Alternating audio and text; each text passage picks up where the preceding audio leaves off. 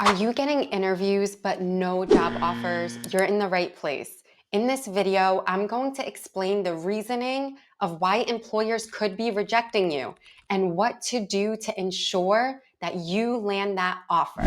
First, I want to say congratulations. You are receiving interviews. That is great. Now, in the steps following receiving an interview, each step has to be optimized in order to guarantee success, to get closer to that offer stage, optimizing every step. And we'll walk through these. Before we walk through these, let me tell you the reasons why you could be getting rejected, and then we'll tie it all back together in the optimization.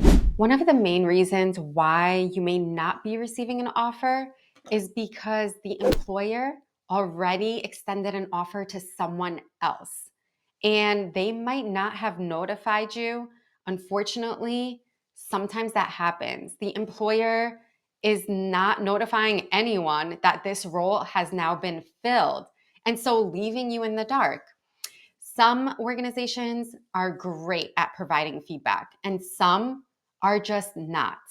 And that's part of that interview process, unfortunately, that you just can't predict whether you will receive feedback or not. But what can you do to ensure that you increase the likelihood that you can receive a job offer? Let's walk through those now. If you're new to this channel or you haven't even subscribed yet, hit the subscribe button. I will be bringing you videos every week to help you with your job search and career. Subscribe for more of those tips. Another reason why the employer may have rejected you after the interview is that you didn't show up to your best ability. Meaning, there was another candidate that had a similar skill set, yet they showed up a little bit better than you. They were able to articulate a little bit better. They were able to align their skill set to the job a little bit better.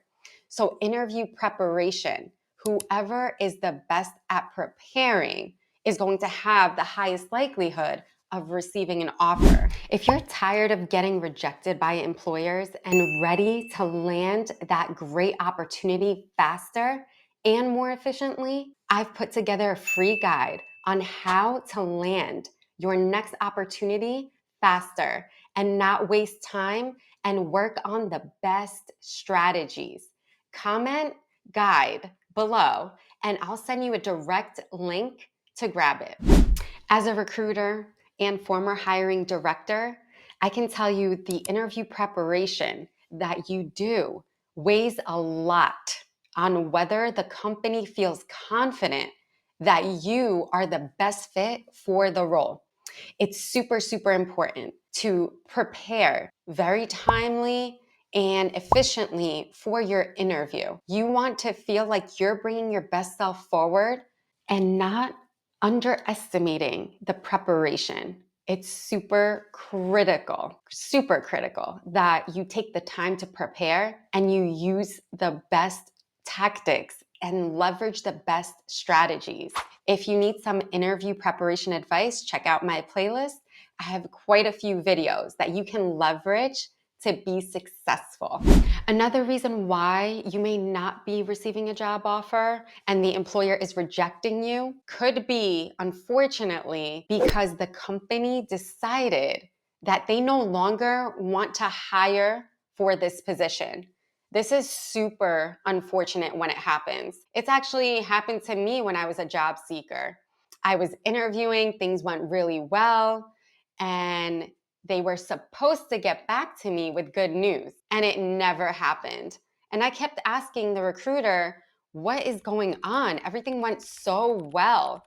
I almost felt like I was going to get an offer when I was interviewing. And after some time, the recruiter just mentioned, hey, this role has been placed on hold for the foreseeable future. I felt so upset, so hurt, honestly disgusted that I put so much effort and energy and thought that things were gonna go well.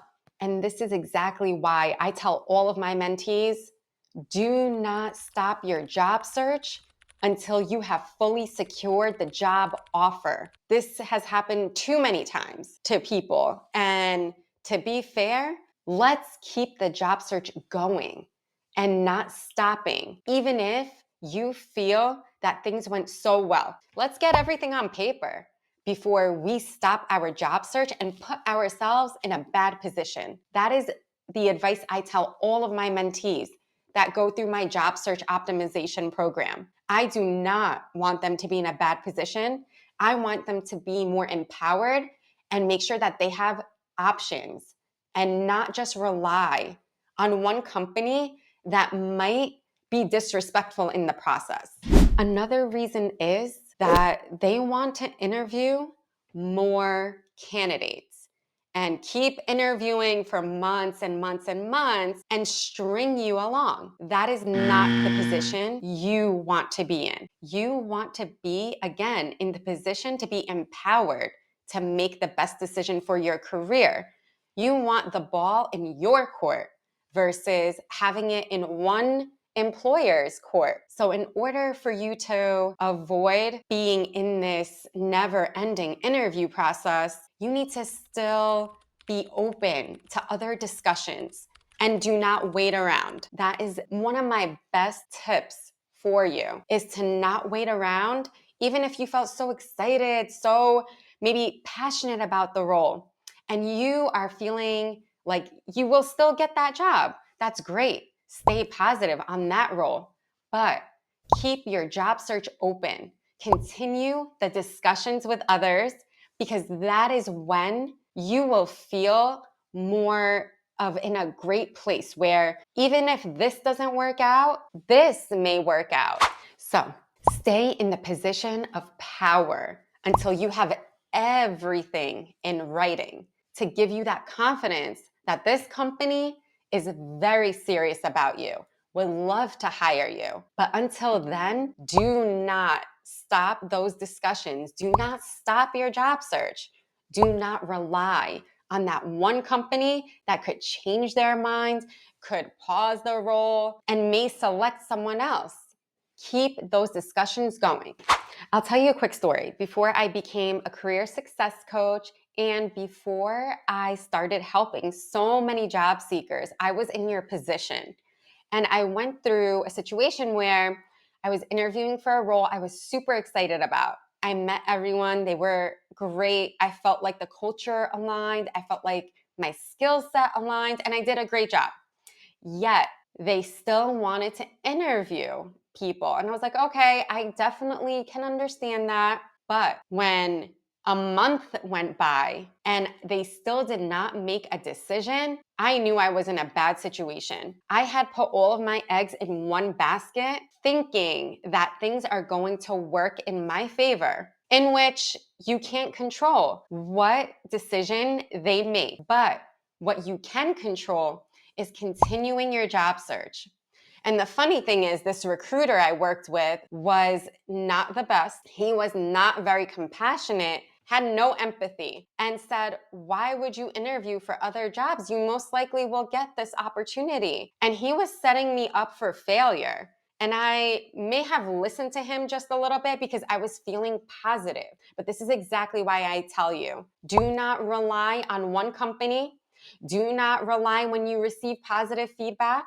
You never know what the company will do. Well, are they going to pause the role? Are they going to go with someone else? Are they going to promote someone internally in the organization, even if things went really well with you? Just don't rely on that one company.